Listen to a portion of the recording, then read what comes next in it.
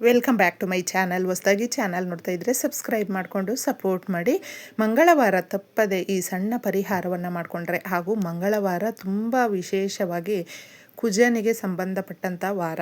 ಯಾರಿಗೆಲ್ಲ ಕೆಲಸಗಳು ನಿಂತೋಗಿರುತ್ತೆ, ಮದುವೆ ಆಗ್ತಾ ಇರೋದಿಲ್ಲ, ವಿಳಂಬ ಆಗ್ತಾ ಇರುತ್ತೆ, ಒಳ್ಳೆ ಮ್ಯಾಚಿಂಗ್ ಬರಬೇಕು ಅಂತ ಬಯಸ್ತಾ ಇರುವಂಥವರು ತಪ್ಪದೆ ಮಂಗಳವಾರ ಓಂ ಸ್ಕಂದದೇವಾಯ ನಮಃ ಅನ್ನುವಂಥ ಮಂತ್ರವನ್ನು 108 ಬಾರಿ ಪಠಣೆ ಮಾಡಿ. ಸಾಧ್ಯ ಆದರೆ ಸುಬ್ರಹ್ಮಣ್ಯ ಸ್ವಾಮಿ ದೇವಸ್ಥಾನಕ್ಕೆ ಮಂಗಳವಾರದ ದಿನಗಳಲ್ಲಿ ಮದುವೆ ಆಗದೇ ಇರುವಂಥವರು ವಿಳಂಬ ಆಗ್ತಾಯಿದ್ರೆ ಹೋಗಬಹುದು. ಇನ್ನು ದಂಪತಿಗಳಿಗೆ ಮಕ್ಕಳಾಗ್ತಾ ಇರೋದಿಲ್ಲ, ಏನಾದರೂ ಒಂದು ಪ್ರಾಬ್ಲಮ್ ಇರುತ್ತೆ ಅನ್ನುವಂಥವರು ತಪ್ಪದೆ ಮಂಗಳವಾರ ಒಂದಷ್ಟು ವಾರಗಳು ಹೋಗಿ ಪೂಜೆ ಮಾಡಿಸ್ಕೊಂಡು ಬಡವರಿಗೆ ಹಾಲನ್ನು ದಾನ ಮಾಡ್ತಾ ಬಂದಾಗ ನಿಮ್ಮ ಇಷ್ಟಾರ್ಥಗಳು ನೆರವೇರುತ್ತೆ. ಭೂಮಿಗೆ ಸಂಬಂಧಪಟ್ಟಂಥ ದೋಷಗಳಿದ್ದರೆ, ಮನೆ ಕಟ್ಟಬೇಕು, ಪ್ರಾಪರ್ಟಿ ತಗೊಳ್ಬೇಕು, ವ್ಯವಸಾಯ ಮಾಡಬೇಕು, ವ್ಯವಸಾಯದಲ್ಲಿ ತುಂಬ ಚೆನ್ನಾಗಿ ಬೆಳೆ ಬರಬೇಕು, ಈ ರೀತಿಯ ಆಸೆಗಳನ್ನು ಇಟ್ಕೊಂಡಿರುವಂಥವರು ಮಂಗಳವಾರದ ದಿನಗಳಲ್ಲಿ ಸುಬ್ರಹ್ಮಣ್ಯ ಸ್ವಾಮಿ ದೇವಸ್ಥಾನದಲ್ಲಿ ಪೂಜೆಯನ್ನು ಮಾಡಿಸಿ. ಸರಳ ವಿಧಾನದಲ್ಲೇ ತುಂಬ ಚೆನ್ನಾಗಿ ಒಳ್ಳೆ ರಿಸಲ್ಟ್ ಅನ್ನೋದು ಬರುತ್ತೆ. ಹಾಗೂ ನಿಮ್ಮ ಜೀವನದಲ್ಲಿ ಆ ಕರಿಯರ್ ಲೈಫ್ ಅನ್ನುವಂಥದ್ದು ತುಂಬಾ ಅಭಿವೃದ್ಧಿಯ ದಾರಿ ಹಿಡಿಯುತ್ತೆ ಅಂತ ಹೇಳಬಹುದು. ಇನ್ನು ವಿಶೇಷವಾಗಿ ಮಂಗಳವಾರದ ದಿನಗಳಲ್ಲಿ ದೂರ ಪ್ರಯಾಣ ಮಾಡಬಾರ್ದು ಸ್ನೇಹಿತರೆ. ಹಾಗೂ ಕೆಂಪು ಬಟ್ಟೆಗಳನ್ನು ದಿನ ವೇರ್ ಮಾಡಬಾರ್ದು. ಇನ್ನು ಮುಖ್ಯವಾಗಿ ಅಡುಗೆಗೆ ಕೆಂಪು ಪದಾರ್ಥಗಳಿಂದ ಟೊಮೊಟೊ, ಈ ಥರ ಟೊಮೊಟೊ ಗೊಜ್ಜು ಮಾಡುವಂಥದ್ದು ಅಥವಾ ಟೊಮೊಟೊವನ್ನು ಜಾಸ್ತಿ ಬಳಸುವಂಥದ್ದು, ಮೈಸೂರು ಬೇಳೆ ಇರುತ್ತೆ ನೋಡಿ, ಅದನ್ನು ಜಾಸ್ತಿ ಬಳಸುವಂಥದ್ದು ಮಾಡ್ತಾ ಇರ್ತಾರೆ. ಆ ದಿನಗಳಲ್ಲಿ ಮಂಗಳವಾರ ಇವುಗಳನ್ನು ಸ್ಕಿಪ್ ಮಾಡಿ. ಈ ರೀತಿ ಮಾಡಿದಾಗ ಏನಾಗುತ್ತೆ ಅಂದರೆ, ನಮ್ಮ ಜೀವನದಲ್ಲಿ ಸಾಲ ಅನ್ನುವಂಥದ್ದು ನಾವು ಮಾಡಿಕೊಳ್ಳುವಂಥ ಸಮಯ ತುಂಬಾ ಆ ಒಂದು ದಿನಕ್ಕೆ ಅಟ್ಯಾಚ್ ಆಗಿರುತ್ತೆ. ಅದಕ್ಕೆ ಸಾಲ ಏನಾದರೂ ಗುರಿ ಆಗಿಬಿಡ್ತೀವಿ ಸಾಲಕ್ಕೆ. ಈ ಪರಿಹಾರವನ್ನು ನೀವು ಫಾಲೋ ಮಾಡೋದ್ರಿಂದ ಸಾಲ ಮಾಡ್ಕೊಂಡಿದ್ರೂ ಕೂಡ ಬೇಗ ಸಾಲ ತೀರಿಸ್ತೀರಾ. ಹಾಗೂ ನೀವೇ ಬೇಕಂದರೆ ಸಾಲ ಕೊಡುವ ಮಟ್ಟಕ್ಕೆ ಹೋಗುವಂಥ ಒಂದು ಸಾಧ್ಯತೆಗಳು ಕೂಡ ಜಾಸ್ತಿ ಇರೋದ್ರಿಂದ ಮಂಗಳವಾರ ಮುಖ್ಯವಾಗಿ ಇವುಗಳನ್ನು ಫಾಲೋ ಮಾಡಿ. ಯಾರಿಗೆ ಸಾಲ ಜಾಸ್ತಿ ಇರುತ್ತೆ, ಸಾಲದ ಸಮಸ್ಯೆಗಳಿಂದ ಒದ್ದಾಡ್ತಾ ಇರ್ತಾರೆ, ಬಡ್ಡಿ ಕಟ್ಟೋದಕ್ಕಾಗ್ತಾ ಇರೋದಿಲ್ಲ, ಅಥವಾ ಒಡವೆಗಳನ್ನು ಗಿರ್ವಿ ಇಟ್ಟಿರ್ತಾರೆ, ಬಿಡಿಸ್ಕೊಳ್ಳೋದಕ್ಕಾಗಿರೋದಿಲ್ಲ ಅಂತಹವರು ಮುಖ್ಯವಾಗಿ ಮಂಗಳವಾರ ಯಾರ ಹತ್ರ ಸಾಲ ತಗೊಂಡಿರ್ತೀರೋ ಅವ್ರಿಗೆ ಒಂದು ಭಾಗನಾದರೂ ಸಾಲ ರಿಟರ್ನ್ ಮಾಡೋದಕ್ಕೆ ಪ್ರಯತ್ನ ಪಡಿ. ಈ ಥರ ಮಾಡೋದ್ರಿಂದ ನಿಮ್ಮ ಸಾಲ ಬೇಗ ತೀರುತ್ತೆ. ಇನ್ನು ಪದೇ ಪದೇ ನಾವು ಸಾಲ ಮಾಡಿಕೊಳ್ಳುವಂಥ ಆ ಒಂದು ಸಮಯ ಅಂತ ಬರೋದಿಲ್ಲ. ಈ ಪರಿಹಾರವನ್ನು ಮಂಗಳವಾರ ರಾತ್ರಿ ಮಾಡಿಕೊಳ್ಳಿ. ನಮ್ಮ ಮನೆಯೇ ಯಾವಾಗಲೂ ಅಷ್ಟೇ ನಮಗೆ ಅಭಿವೃದ್ಧಿ ಅಥವಾ ನಾವು ಕಷ್ಟಕ್ಕೆ ಗುರಿಯಾಗೋದಕ್ಕೆ, ಸಂತೋಷವಾಗಿರೋದಕ್ಕೆ, ಅಥವಾ ಇನ್ನೇನೋ ಕಷ್ಟಪಡ್ತೀವಿ ಅನ್ನೋದಕ್ಕೆ ಪ್ರತಿಯೊಂದಕ್ಕೂ ಕೂಡ ನಮ್ಮ ಮನೆಯಿಂದನೇ ಪ್ರಾರಂಭ ಆಗೋದ್ರಿಂದ ಮನೆಯಲ್ಲಿ ಈ ಪರಿಹಾರವನ್ನು ಮಾಡಿಕೊಂಡ್ರೆ ಲಕ್ಷ್ಮೀದೇವಿಗೆ ಪ್ರೀತಿಕರವಾಗಿರುವಂಥ ಕರಿಬೇವಿನ ಎಲೆ, ಎಲ್ರಿಗೂ ಕೂಡ ಕರಿಬೇವಿನ ಗಿಡವನ್ನು ಮನೆ ಹತ್ರ ನೆಟ್ಕೊಳ್ಬೇಕು ಅಂತ ಆಸೆ ಇದ್ದರೂ ಕೂಡ ಕೆಲವೊಬ್ಬರ ಮನೆ ಹತ್ರ ಸಾಧ್ಯ ಆಗೋದಿಲ್ಲ ಸ್ನೇಹಿತರೆ. ಸಂಜೆ ಆದರೆ ಬೇವಿನ ಮರದಲ್ಲಿ, ಅಂದರೆ ಕರಿಬೇವಿನ ಮರದಲ್ಲಿ ನಾವು ಕೈ ಇಡಬಾರ್ದು ಅಂತ ಹಿರಿಯರು ಹೇಳ್ತಾರೆ. ಯಾವಾಗಂದರೆ ಆವಾಗ ನಾವು ಅದನ್ನು ಕೀಳಬಾರ್ದು ಎಲೆಗಳನ್ನು ಅನ್ನುವಂಥದ್ದು ಜಾಸ್ತಿ ನಂಬಿಕೆ.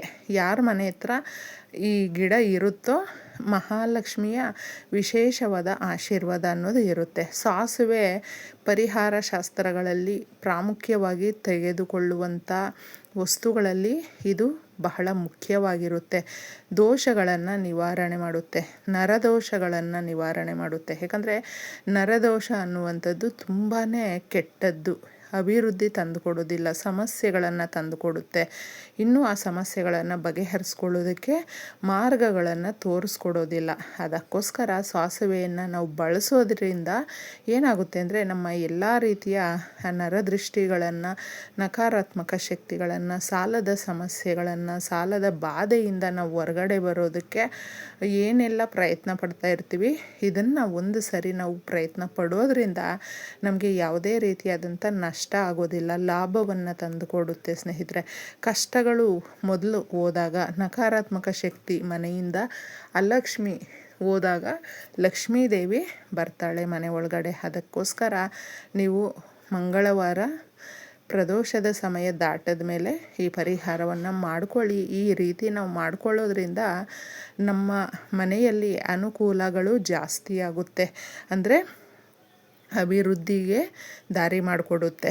4 ಕಡೆಯಿಂದ ಸಮಸ್ಯೆಗಳು ಯಾವುದೇ ಬರೋದಿದ್ರೂ ಕೂಡ ಅಲ್ಲೇ ಸ್ಟಾಪ್ ಆಗಿಬಿಡುತ್ತೆ. ಸಾಸಿವೆಯನ್ನು ಸ್ವಲ್ಪ ಹಾಕಿ ಕರಿಬೇವಿನ ಎಲೆಗಳನ್ನು ಸ್ವಲ್ಪ ಇದಕ್ಕೆ ಹಾಕಬೇಕು, ಜಾಸ್ತಿ ಏನು ಹಾಕೋದಕ್ಕೆ ಹೋಗಬೇಡಿ. ಇನ್ನು ಅದ್ರ ಮೇಲೆ ಕರ್ಪೂರದ ಪುಡಿಯನ್ನು ಹಾಕಿ ಈ ಥರ ಹಾಕ್ಬಿಟ್ಟು ಇದನ್ನು ನಿಮ್ಮ ನಡುಮನೆಯಲ್ಲಿ ಒಂದು ಕಡೆ ಇಟ್ಟು ಮೊದಲು ಹಚ್ಚಿಬಿಡಿ. ಇದನ್ನು ಹಚ್ಚಿದಾಗ ನಿಮ್ಮ ಮನೆಯೆಲ್ಲವೂ ಸ್ಪ್ರೆಡ್ ಆಗುತ್ತೆ ಇದು. ಮತ್ತು ಇದನ್ನು ತಗೊಂಡು ನೀವು ಮನೆಯೆಲ್ಲ ಓಡಾಡಿಸಿ, ಪ್ರತಿ ಮೂಲೆಯಲ್ಲೂ ಕೂಡ ನಿಮ್ಮ ಒಂದು ವಿಂಡೋಸು ಕ್ಲೋಸ್ ಆಗಿ ಅಥವಾ ಬಾಗಿಲು ತೆಗೆಯದೆ ನಾವು ಒಂದು ಕತ್ಲು ಎಲ್ಲಿ ಇರುತ್ತೆ ನೋಡಿ ತುಂಬ ಆ ಕಡೆ ಜಾಸ್ತಿ ತೋರಿಸಿ. ಎಲ್ಲಿ ಬೆಳಕಿರೋದಿಲ್ವೋ ಆ ಜಾಗದಲ್ಲಿ ನಕಾರಾತ್ಮಕ ಶಕ್ತಿಗಳು ತುಂಬ ಇರುತ್ತೆ. ಅದಕ್ಕೆ ಅಲ್ಲೆಲ್ಲ ನಾವು ತೋರಿಸ್ದಾಗ ಏನಾಗುತ್ತೆ ಅಂದರೆ ಪಾಸಿಟಿವ್ ಅನ್ನುವಂಥದ್ದು ನಮ್ಮ ಮನೆಯಲ್ಲಿ ತುಂಬಿಕೊಳ್ಳುತ್ತೆ. ಆಗ ನಮಗೆ ಉತ್ತಮವಾದಂಥ ಆಲೋಚನೆಗಳು, ಆರೋಗ್ಯ ಪ್ರತಿಯೊಂದು ಕೂಡ ನಮಗೆ ಬರುತ್ತೆ. ಆ ಥರ ಬಂದಾಗ ನಾವು ಅಭಿವೃದ್ಧಿ ಆಗ್ತೀವಿ. ಇದನ್ನು ಹಾಕಬೇಕಾದ್ರೆ ನಾವು ಸ್ನಾನ ಮಾಡ್ಕೊಂಡಿರ್ಬೇಕಾ ಅನ್ನುವಂಥದ್ದು ತುಂಬ ಜನಕ್ಕೆ ಒಂದು ಡೌಟ್ ಇರುತ್ತೆ. ನೀವು ಸ್ನಾನ ಮಾಡ್ಕೊಂಡಿದ್ರೆ ಈ ಪರಿಹಾರವನ್ನು ಮಾಡ್ಕೊಳ್ಬಹುದು. ಇಲ್ಲ ಅಂತ ಹೇಳಿದ್ರೆ ಕೈ ಕಾಲು ಮುಖ ತೊಳ್ಕೊಂಡಾದರೂ ಮನೆಗಳನ್ನು ಕ್ಲೀನಾಗಿ ಒರೆಸಿ ತದನಂತರ ಈ ಪರಿಹಾರವನ್ನು ಮಾಡ್ಕೊಳ್ಳಿ.